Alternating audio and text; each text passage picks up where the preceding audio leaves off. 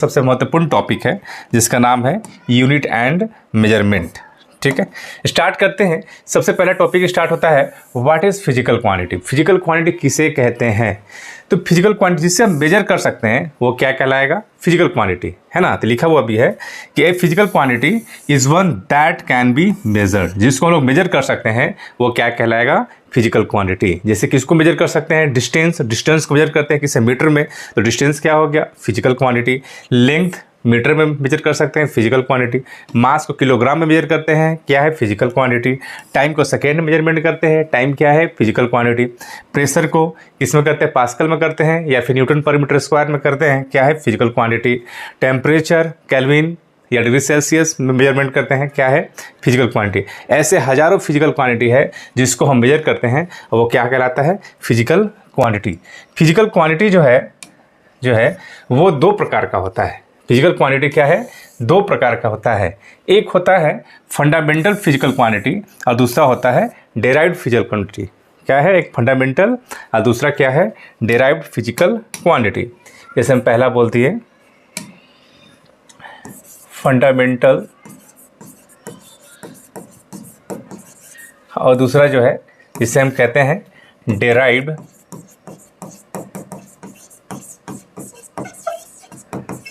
Physical quantity.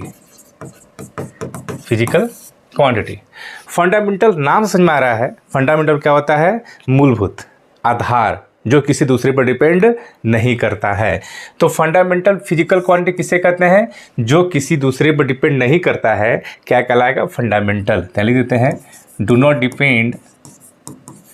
Not depend on other physical quantity. क्या कहलाएगा? Fundamental physical quantity, है ना। ऐसा जो है 7 फंडामेंटल है ना। There are 7 fundamental physical quantity, है ना। वो 7 क्या है? जिसे संगीत में भी 7 स्वर होता है जो फंडामेंटल स्वर कहलाता है। बाकी जितना संगीत है वो 7 स्वर से ही बनता है। जैसे 7 वहाँ है, यहाँ भी क्या है? 7 है फंडामेंटल, है ना।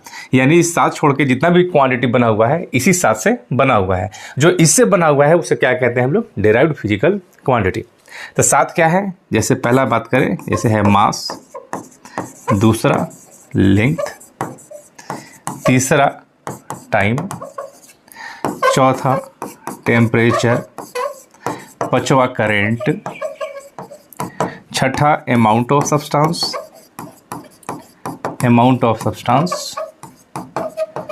और सातवां है लुमिनस इंटेंसिटी। अब यहाँ समझ में आ गया होगा कि भाई ड्राइव किससे है। नाम समझ में आ रहा है, जो किसी दूसरे से ड्राइव हुआ है, क्या कहलाएगा? डेराइव्ड फिजिकल क्वांटिटी, ठीक है ना। तो हम बोल सकते हैं ये जो डेराइव्ड है ये किसी दूसरे पे डिपेंड करता है। तो हम लिख सकते हैं डिपेंड्स ऑन फंडामेंटल, जो फंडामेंटल पे डिपेंड करता है, या हम लोग बोल सकते हैं या दूसरे फिजिकल क्वांटिटी पे, अदर फिजिकल क्वांटिटी। जो फंडामेंटल या अदर फिजिकल क्वांटिटी पर डिपेंड करता है क्या कहलाएगा? डेराइव्ड। इस एग्जाम्पल में ये 7 छोड़ के सारा हो गया। जैसे हम बोल दिए स्पीड क्या डेराइव्ड है? क्यों? क्योंकि स्पीड का फॉर्मूला क्या होता है? Distance by time. ये डिस्टेंस पर डिपेंड करता है और टाइम पर डिपेंड करता है ना। जैसे हम बोल दिए भाई फोर्स का एक ड्राइव है। क्यों? क्योंकि ये इसका फॉर्मूला होता है मास इंटू एक्सेलरेशन, यानी एक मास पर डिपेंड करता है और एक्सेलरेशन पर डिपेंड कर सकता है। ऐसे हजारों फिजिकल क्वांटिटी है। ये 7 छोड़ के जितने भी है सब क्या कहलाएगा? Derived physical quantity. ठीक है कि भाई फिजिकल क्वांटिटी किससे कहते हैं? जिसको हम लोग मेजर कर सकते हैं, क्या कहलाएगा? Physical quantity. तो कुछ एग्जांपल बताना है। यदि क्वेश्चन पूछ दिया जाए तो which of the followings are physical quantity? Which of the followings are physical quantity? कौन कौन जो है फिजिकल क्वांटिटी है?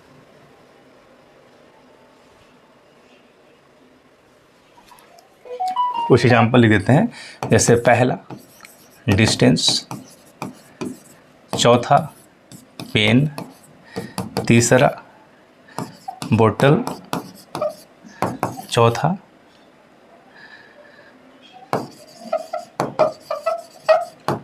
हाइट ऑफ मैन, पांचवा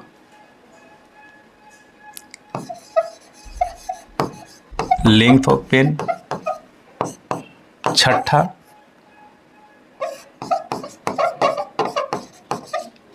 प्रेशर ऑफ एटमॉस्फेयर,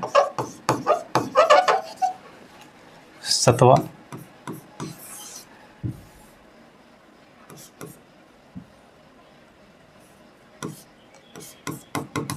टाइम। ऐसा बहुत सारा आ जाएगा, हजारों होगा, तो आपको बताना है कौन सा है। तो डिस्टेंस फिजिकल क्वांटिटी है, क्योंकि इसको हम लोग मीटर में मापते हैं। पेन फिजिकल क्वांटिटी नहीं है कि पेन को किस में मापेंगे, पेन को डिफाइन करना होगा। पेन एक क्या ऑब्जेक्ट है, उसको लिखना पड़ेगा कि भाई पेन का हाइट की बात कर रहे हो या पेन का मास की बात कर रहे हो। अगर मास अगले होता तो जैसे अगर होता ये करिए क्वेश्चन होता, अगर 8वां लोग दे दे, 8वां लिख दे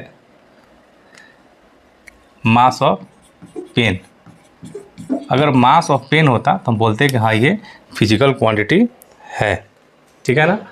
जैसे बोतल में क्या एक ऑब्जेक्ट है, तो ये भी फिजिकल क्वांटिटी नहीं होगा। हाइट क्या है, बिल्कुल हाइट को हम लोग मीटर में माप सकते हैं। किसे माप सकते हैं, मीटर में। लेंथ ऑफ पेन को माप सकते हैं भाई, पेन के कितना मीटर में, है ना। प्रेशर ऑफ एटमॉस्फेयर को माप सकते हैं, प्रेशर को हम लोग मापते हैं न्यूटन पर मीटर स्क्वायर या फिर पास्कल में मापते हैं। टाइम को बिल्कुल माप सकते हैं सेकेंड में। जिसको माप सकते हैं वो क्या है, फिजिकल क्वांटिटी है, जिसको नहीं वो नहीं है। समझ में आ गया फिजिकल क्वांटिटी किसे कहते हैं। और फिजिकल क्वांटिटी का हम लोग देख चुके हैं, ये दो प्रकार का होता है, एक फंडामेंटल और दूसरा हम देख चुके हैं डेराइव्ड। ठीक है। अब हम लोग क्या करते हैं, फंडामेंटल के बारे में पढ़ते हैं। जो सातों है ना, सातों का हम लोग यूनिट लिखेंगे, डायमेंशन लिखेंगे, है ना। और वहाँ से क्वेश्चन कैसे डायमेंशन और यूनिट का बनेगा उसको हम लोग देखेंगे, ठीक है। तो हम लोग क्या करते हैं, स्टार्ट करते हैं लिखना fundamental physical quantity. Fundamental physical quantity कितना होता है फंडामेंटल, तो there are 7 fundamental physical quantity. तो कौन कौन सा है, जैसे पहला बोल दिए मास है, दूसरा क्या है लेंथ है, तीसरा क्या है टाइम है, फिर क्या है टेम्परेचर है, फिर क्या है करंट है, फिर अमाउंट ऑफ सब्सटेंस है, अमाउंट ऑफ सब्सटेंस, फिर लुमिनस इंटेंसिटी। ये 7 क्या है फंडामेंटल फिजिकल क्वांटिटी, जो कि किसी दूसरे पर डिपेंड नहीं करता है, सारा डेराइव्ड इसी से बना हुआ है।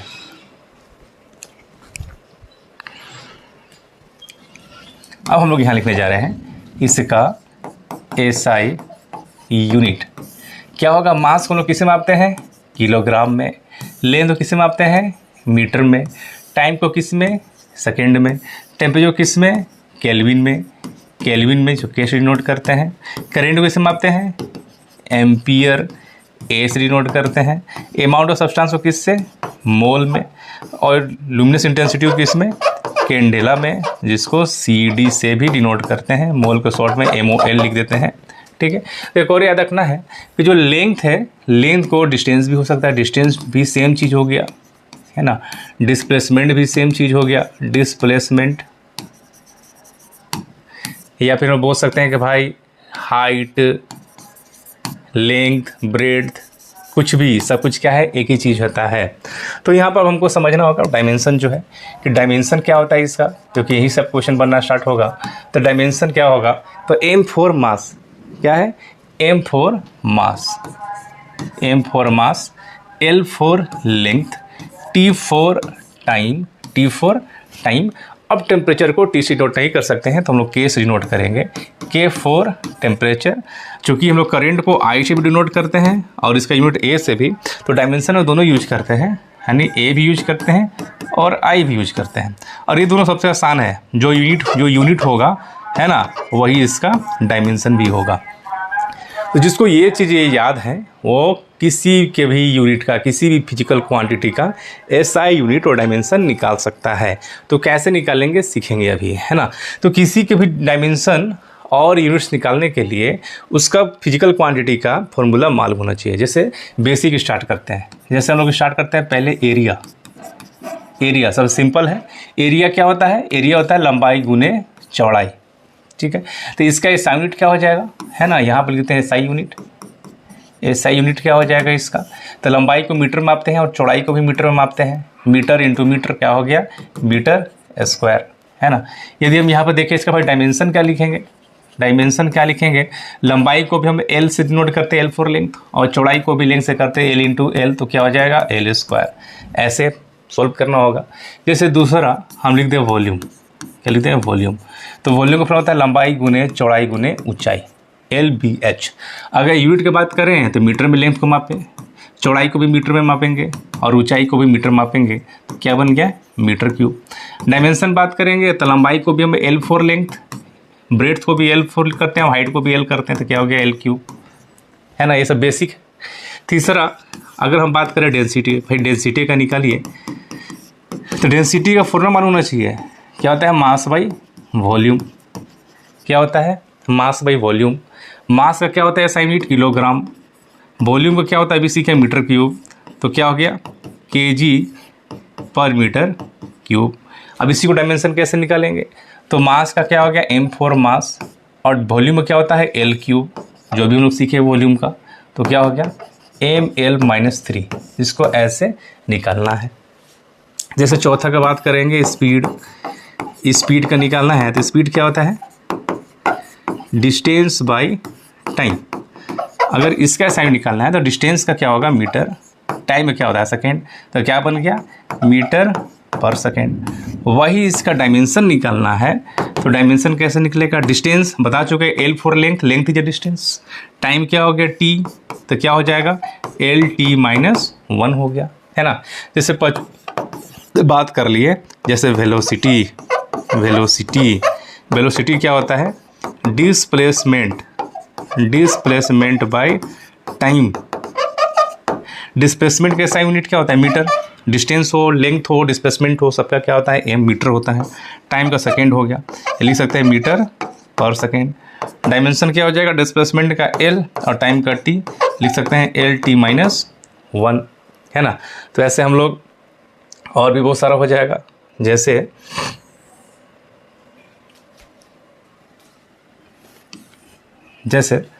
छठा एक्सलरेशन। एक्सलरेशन जिसको हम लोग स्मॉल s डिनोट करते हैं, क्या होता है? Velocity by time. क्या होता है acceleration? Rate of change of velocity, है ना, या फिर बोल सकते हैं वेलोसिटी बाई टाइम। अब इसका SI यूनिट निकालिए। तो वेलोसिटी को हम लोग देख चुके हैं, SI यूनिट क्या होता है? मीटर पर सेकेंड। मीटर पर सेकेंड। टाइम में क्या हो गया? सेकेंड। ये सेकेंड ऊपर जाएगा तो मीटर पर सेकेंड स्क्वायर। वही डायमेंशन की बात किया जाए, डायमेंशन का, तो वेलोसिटी का डायमेंशन क्या होता है? LT-1 अभी निकाल चुके हैं, LT-1। और टाइम का T के पावर 1 ऊपर जाएगा तो क्या हो जाएगा? LT-2, है ना। जैसे अगर हम बात करें फोर्स का, फोर्स का निकालना है तो फोर्स होता है mass into acceleration. Mass into acceleration, है ना। तो मास का अगर SI यूनिट की बात करें तो मास का हो गया किलोग्राम, और एक्सलेशन का देख चुके हैं मीटर पर सेकेंड स्क्वायर। इसी को हम लोग क्या बोलते हैं? न्यूटन भी बोलते हैं। इसी को क्या बोलते हैं? न्यूटन, जिसको N से डिनोट करते हैं, जिसको N से डिनोट करते हैं, है ना। अब इसका डायमेंशन क्या हो जाएगा? डायमेंशन क्या हो जाएगा इसका? तो मास का क्या होगा? M फॉर मास, और एक्सलरेशन को लोग देख चुके हैं LT-2। LT-2, तो ये याद रखना है, ये याद रखना है। यानी किसका याद रखेंगे? फोर्स का हम लोग याद रखेंगे डायमेंशन, है ना। तो फोर्स डायमेंशन क्या होता है? साइड में लिख देते हैं MLT-2, जो याद रखना है, जो याद रखना है, ठीक है। अब जैसे बहुत सारा क्वेश्चन लेंगे, जैसे हम ले लें मोमेंटम, तो याद रखेंगे हम उसी का SI यूनिट और डायमेंशन निकाल सकते हैं जिसका हम लोग फॉर्मूला मालूम है, ठीक है ना। इसलिए 11 को शुरुआत में ही पढ़ा दिया जाता है, सारा फॉर्मूला को जो है एक बार रिवाइज कराया जाता है, फॉर्मूला बताया जाता है, ताकि आगे हम लोग पढ़ते जाएंगे और लगे तो आसान हो जाएगा। जैसे मोमेंटम की बात करें तो मोमेंटम होता क्या है? तो इसका फॉर्मूला होता है mass into velocity. Mass into velocity. अगर इसका एसआई यूनिट की बात करी जाए तो मास का क्या हो जाएगा किलोग्राम और वेलोसिटी क्या हो जाएगा मीटर पर सेकेंड। और वही डायमेंशन की बात किया जाए m फॉर मास और वेलोसिटी क्या होता है L-T-1 जो अभी हम लोग देख चुके हैं, है ना। इम्पल्स को आई से नोट करते हैं और इम्पल्स होता क्या है, इम्पल्स होता है फोर्स इनटू टाइम, है ना। अब इसका एसआई यूनिट की बात करी जाए तो फोर्स का क्या होता है न्यूटन और टाइम को क्या सेकेंड, है ना। वही डायमेंशन की बात किया जाए फोर्स का तो याद रखना है क्या होता है फोर्स का, वो होता है M-L-T-2 और टाइम का हो गया T, तो जाएगा M-L-T के पावर 1, ये दूर सोल्व होगा क्या हो जाएगा T-1, ठीक है। फिर वर्कडन को भी याद रखना है, ये भी क्या है 3 स्टार। तो सबसे ज़्यादा यूज होने वाला 2 फिजिकल क्वांटिटी है, पहला है फोर्स और दूसरा होता है वर्कडन हो या फिर एनर्जी हो, है ना। जैसे वर्कडन का फॉर्मूला क्या होता है, वो होता है फोर्स इंटू डिस्प्लेसमेंट।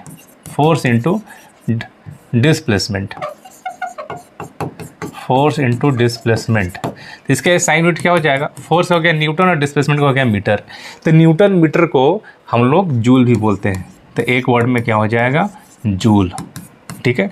वही डायमेंशन की बात किया जाए तो फोर्स का तो याद रखना है, हम बोल चुके हैं कितना होता है ML-T-2 और डिस्प्लेसमेंट का क्या हो गया L, तो क्या हो जाएगा L के पावर 1, ये क्या हो जाएगा ML² T-2। तो ये भी याद रखना है, ये भी 3 स्टार और फोर्स का भी याद रखना है, ठीक है ना। तो ऐसे जो है जिसका हम लोग फॉर्मूला जानेंगे उसको हम लोग सोल्व कर सकते हैं। जैसे और क्वेश्चन देख लेते हैं, जैसे प्रेशर में फोर्स आना है कि प्रेशर होता क्या है, तो प्रेशर जो होगा, है ना, प्रेशर को पी से नोट करते हैं, प्रेशर होता है फोर्स बाई एरिया। तो फॉर्मूला यदि आपको याद नहीं होगा तो 11th में सारा सीख जाएंगे, यदि याद होगा तो सीखिए कि एसआई यूनिट और डायमेंशन कैसे निकाला जाता है। जैसे कि इसके एसआई यूनिट बात किया जाए प्रेशर का तो होता है फोर्स बाई एरिया, फोर्स क्या हो गया न्यूटन और एरिया क्या हो गया मीटर स्क्वायर, न्यूटन पर मीटर स्क्वायर। और इसी को हम लोग पास्कल भी बोलते हैं, क्या बोलते हैं पास्कल। जहाँ डायमेंशन की बात किया जाए तो फोर्स का बता चुके हैं, याद रखना है ML-T-2 डिवाइड बाई एरिया क्या हो जाएगा L², एक L से एक L चला गया तो हो जाएगा ML-1 T-2। ऐसे हम लोग निकाल सकते हैं। जैसे प्लैंक्स कांस्टेंट H, तो प्लैंक्स कांस्टेंट H के निकालना है तो आपको फॉर्मूला मालूम होना चाहिए, और 11th वाले को याद रहेगा नहीं तो इसमें वहाँ फॉर्मूला दे दिया जाता है क्वेश्चन में। तो प्लैंक्स कांस्टेंट के जो हम लोग फॉर्मूला यूज करेंगे वो एनर्जी इक्वल टू होता है H/F, है ना, जहाँ E क्या है, E होता है एनर्जी और F क्या है फ्रीक्वेंसी, है ना। और फ्रीक्वेंसी क्या होता है 1/टाइम पीरियड, क्या होता है 1/टाइम पीरियड, ठीक है। इसका असाइनमेंट के बाद किया जाए H इक्वल टू हम लोग क्या लिख सकते हैं एनर्जी बाई फ्रीक्वेंसी, तो इसका असाइनमेंट क्या हो जाएगा H का, एनर्जी का होता है जूल, अब फ्रीक्वेंसी का क्या हो जाएगा ऐसा यूनिट, तो होता है 1/टाइम यानी पर सेकेंड, 1/सेकेंड, ये हो जाएगा उधर से जूल सेकेंड, क्या हो जाएगा जूल सेकेंड। वही डायमेंशन की बात किया जाए तो एनर्जी को तो मालूम है क्या होता है ML² T-2 और फ्रीक्वेंसी क्या होता है, फ्रीक्वेंसी क्या होता है 1/टाइम पीरियड यानी 1/T, तो ये T तो उधर ऊपर चला जाएगा तो बन जाएगा ML² T ऊपर जाकर मल्टीप्लाई हो जाएगा तो हो जाएगा T-1। ऐसे हम लोग निकाल सकते हैं। इसके बाद फिर क्वेश्चन क्या है, इसके बाद है क्वेश्चन ग्रेविटेशनल फोर्स कांस्टेंट, तो कैसे निकलेगा, तो इसका भी फॉर्मूला याद रखना होगा।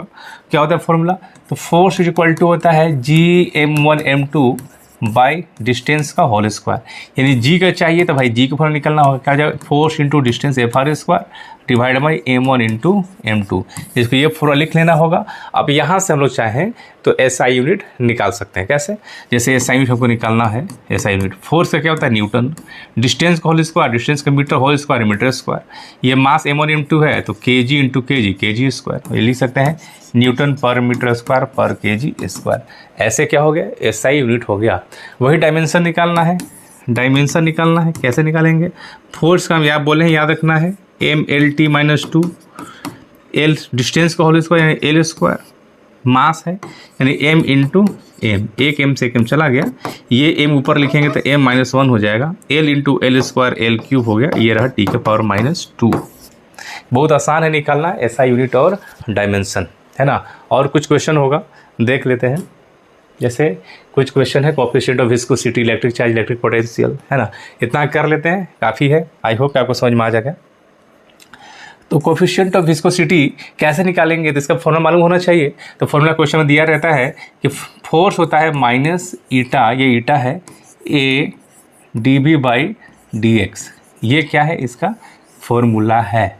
तो हमको ईटा का चाहिए, ईटा क्या है, कोफिशिएंट ऑफ विस्कोसिटी है। तो क्या लिखेंगे, F into D X divide by A into D V, है ना। जहाँ एफ क्या है, तो यहाँ पर जो है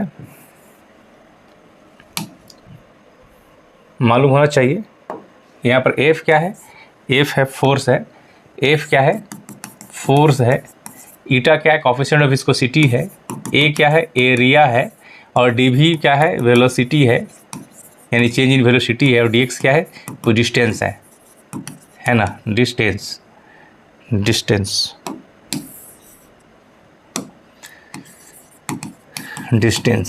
ठीक है। अब हम लोग चाहें तो अगर सब मालूम हो चुका है तो निकाल सकते हैं। तो असाइनमेंट कैसे निकलेगा, है ना। तो फोर्स का हो गया न्यूटन, डिस्टेंस का हो गया मीटर, एरिया का हो गया मीटर स्क्वायर, और वेलोसिटी का होता है मीटर पर सेकेंड, यानी इसका हो जाएगा न्यूटन पर सेकेंड, ऊपर गया सेकेंड पर मीटर स्क्वायर, ठीक है। अब वो हमको डायमेंशन निकालना है इसका, तो कैसे निकलेगा, तो बोले हैं फोर्स याद रखना है, कितना होता है mL/t-2, डिस्टेंस का हो गया L, एरिया का हो गया L स्क्वायर, वेलोसिटी का हो गया L/t-1, L से L कट गया तो हो जाएगा m, है ना। अच्छा एक और L है, L इंटू L, तो ये L ऊपर जाएगा तो L-1 हो जाएगा, T-1 ऊपर जाएगा +1, तो ये हो जाएगा T-1। This is answer.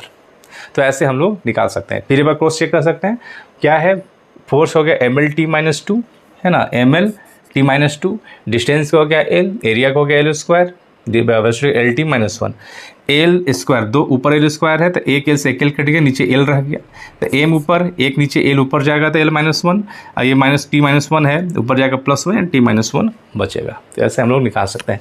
जैसे इलेक्ट्रिक चार्ज कैसे निकाले, तो फॉर्मूला याद होना चाहिए कि करंट होता क्या है, करंट होता है rate of flow of charge, यानी चार्ज बटा समय। तो चार्ज क्या हो जाएगा, करंट इंटू टाइम, अगर ये मालूम है तो निकल जाएगा SI यूनिट। तो इसका SI यूनिट क्या हो जाएगा, करंट का एम्पियर और टाइम का सेकेंड, है ना, एम्पियर सेकेंड बोल सकते हैं, या इसी को लोग क्या बोलते हैं, कूलम्ब बोलते हैं, क्या बोलते हैं, कूलम्ब, C से डिनोट करते हैं। इसका डायमेंशन क्या हो जाएगा, तो करंट का हो गया A और टाइम का हो गया T, तो क्या हो जाएगा, सबसे आसान AT, है ना। पोटेंशियल कैसे निकालेंगे, तो पोटेंशियल कैसे निकलेगा, तो पोटेंशियल का जो फॉर्मूला होता है तो work done by charge.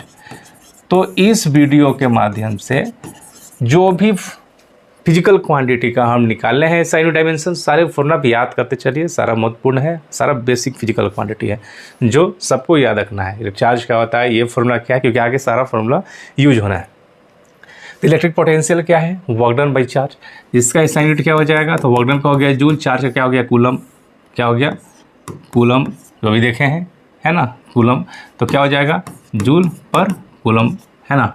Dimension कैसे निकालेंगे, वर्क डन क्या होता है बताया है, mL/t-2, है ना। पूरे फिजिकल क्वांटिटी में फोर्स और वर्क डन याद रखना चाहिए। चार्ज का क्या हो जाएगा, AT, तो क्या हो जाएगा, mL², T के पर 1 ऊपर जाएगा, T-3, A ऊपर जाएगा, A-1। यदि पोटेंशियल का मालूम है तो रेजिस्टेंस निकाल सकते हैं। रेजिस्टेंस क्या होता है, पोटेंशियल बाई करंट, है ना। जैसे अगर ये है, अगर इसी में अगर क्वेश्चन पूछ दिया जाए, है ना, इसी में क्वेश्चन पूछ दिया जाए,